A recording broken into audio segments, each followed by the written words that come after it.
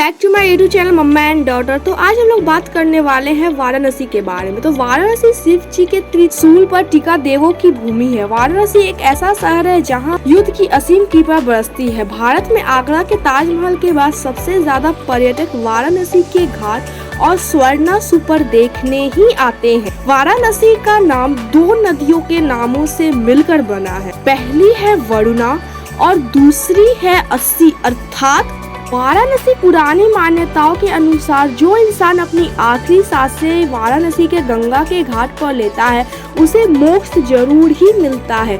तो इस वीडियो में आज हम आपको दिखाने वाले हैं कि वाराणसी में गंगा कैसे आई। तो ये वीडियो को आप पूरा देखिएगा, स्किप बिल्कुल नहीं करें, क्योंकि अगर आप लोग स्किप कर दीजिएगा तो फिर आप लोग को ये वीडियो समझ नहीं आएगा। और लास्ट में कमेंट करके जरूर बताइएगा कि आपको ये वीडियो कैसा लगा।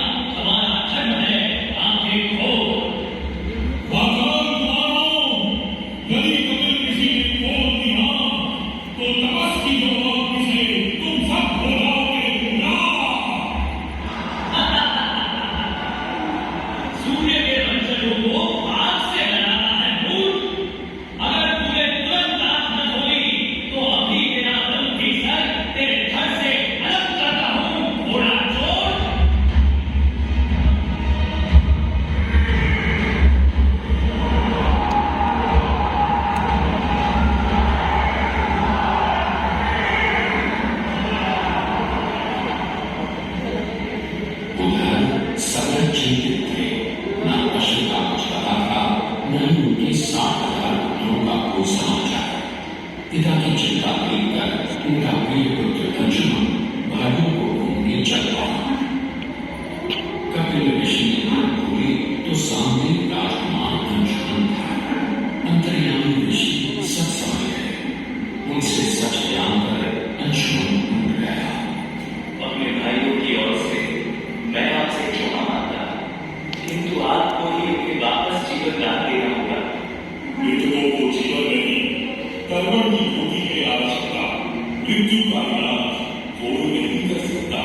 किंतु मेरे कोप की युगाग्नि से भस्म लोगों का आसन नहीं होता तर्पण।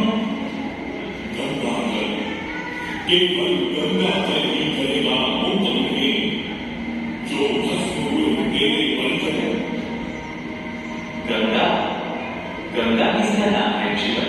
स्वर्ग की सरिता है गंगा, विष्णु के चरणों से पैदा, ब्रह्मा की पुत्री है गंगा। विष्णु के पैरों से पैदा, ब्रह्मा की पुत्री। मैं कुछ समझा नहीं श्रेष्ठ जी। ये एक लंबी कहानी है। गांधी था राजा बलि, पर करता था बंद। पूरी पृथ्वी पर फैला था उसका ही आतंक। उसके आतंक को रोकने विष्णु की हिदायत हुई। बावन हिंदू का घोड़ा बनकर पहुंचे जहां था तू। सारे दरबारी कौड़ी ब्राह्मण हंसे, पर बलि ने जब उसे दान मांगने को कहा तो उसे कुटिया बनाने को केवल 3 पग भूमि मांगी। पर जब कौड़ी ब्राह्मण ने भूमि मांगनी शुरू की तो जैसे भूचाल ही आ गया।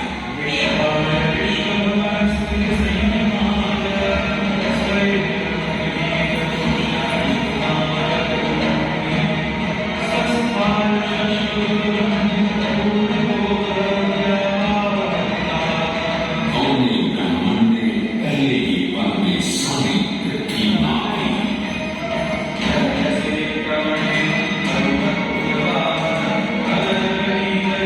वामन ने दूसरा पल जब स्वर्ग में रखा तो ब्रह्मा ने उनके चरण धोए। विष्णु के चरणों से निकले उस चरणामृत को ब्रह्मा ने उन्हें पान करने डाल दिया। बलि, अब बता, तीसरा पग कहाँ हो? मैं जान गया हूँ, आप ब्राह्मण नहीं, स्वयं विष्णु है। आप अपना तीसरा चरण मेरे सर पर रखिए ब्राह्मण देव।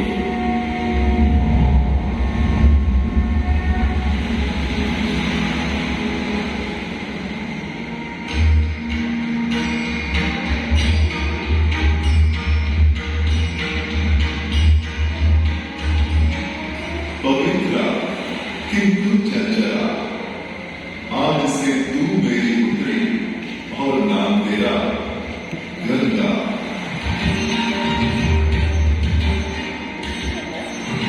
पुत्री पाकर ब्रह्मा बड़े प्रसन्न थे। तभी स्वर्ग में नाम हुआ ऋषि दुर्वासा का। बेचारी बालिका गंगा, उसे कहाँ पता था दुर्वासा का क्रोधी स्वभाव। चंचला गंगा, यदि तुझे स्वर्ग में भंग करना है ऋषि दुर्वासा का नाम, तो तुम भूलोक में जा, वही पतित पृथ्वी है, अब तेरा स्थान। क्षमा क्षमा ऋषिवर्य, गंगा है वही हम लोग। कैसे झेल पाएगी वो आपका श्राप और क्रोध? लोग को इसे जाना पड़ेगा, किंतु ना भी। जब इसका बुलावा आएगा, तब जान जाएंगे सभी। और फिर वापस कर आएगी मेरी बेटी। पृथ्वीवासियों को अपने जल से धोते धोते जब यह स्वयं दूषित प्रदूषित हो जाएगी, तब गंगा धरती पर और न रहने पाएगी, और वहां से लुप्त हो वापस स्वर्ग आ जाएगी।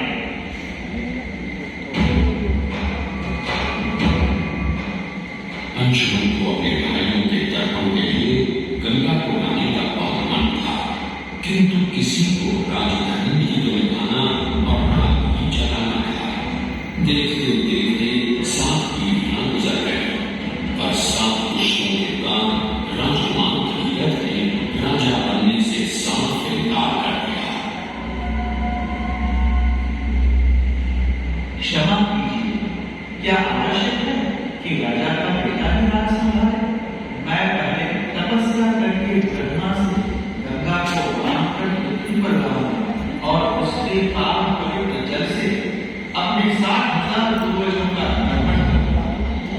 भगीरथ दूर एक जंगल में समाधि लगाकर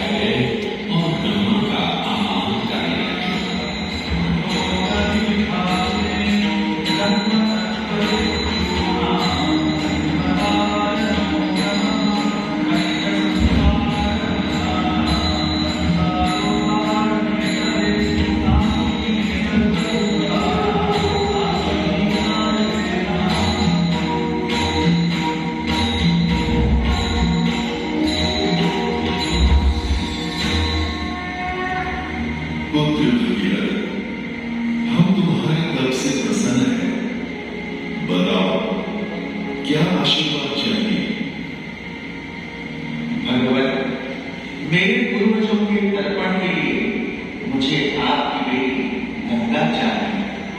ब्रह्मा समझ गए कि गंगा के पृथ्वी पर जाने और धरतीवासियों का कल्याण करने का समय आ चुका है, पर उन्होंने एक चेतावनी दी और कहा कि यदि गंगा स्वर्ग से सीधे धरती पर गिरी तो सारी धरती ही नष्ट हो जाएगी और पृथ्वी को जीतते हुए गंगा सीधे पाताल में पहुंच जाएगी। इसलिए उन्होंने भगीरथ को सुझाव दिया कि वो भगवान शिव शंकर को मनाए ताकि जब गंगा स्वर्ग से नीचे उतरे तो वो उसके वेग को अपनी जटा में थाम ले।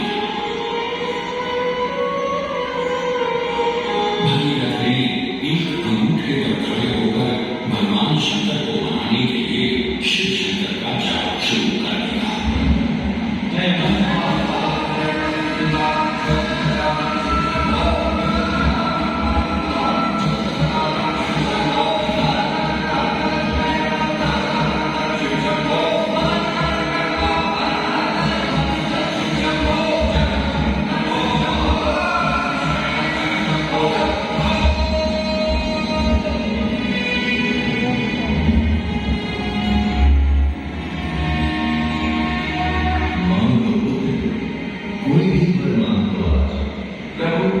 जब गंगा स्वर्ग से धरती पर गिरे तो आप उन्हें बीच में अपनी जटाओं में साथ लें, वरना पूरी धरती नष्ट हो जाएगी। शिव तैयार है, आने दो गंगा को, आने दो।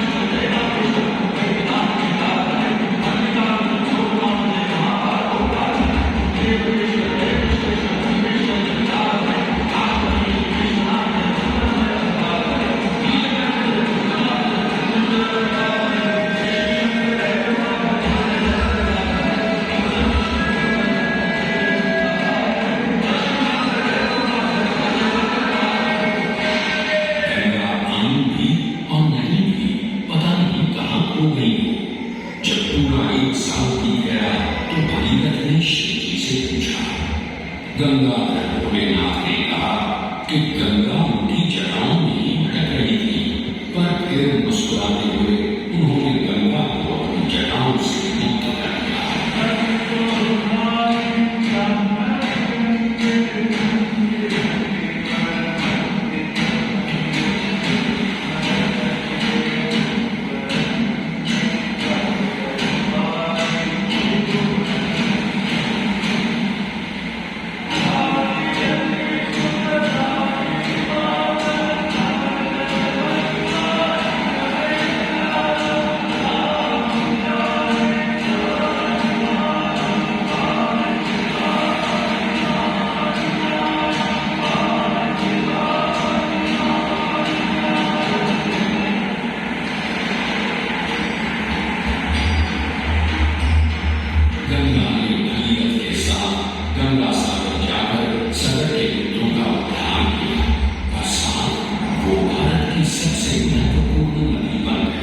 जिसका भारत के जीवन में धार्मिक, आर्थिक, सामाजिक, ऐतिहासिक परिणाम निहित है। गंगा के 2.5 किलोमीटर के शहर के बीचों बीच बसा है बनारस। यहाँ आकर गंगा की दिशा भूलकर उत्तर वाहिनी हो जाती है, पर अक्सर बाढ़ बदलने वाली गंगा ने आज तक कभी बनारस का दामन नहीं छोड़ा है। यहाँ गंगा पर युगों से बनते, संवरते, बदलते घाटों की छटा बनारस को एक अलग ही रंगत देती है। नगरी गंगा में कायम सदियों से ये पूर्वकार, हर अभिगत का ये शहर है दारोमदार। अनगिनत है रसियां के, कैसे कीजिएगा शुमार। आइए एक बार काशी, गंगा की ये है पुकार।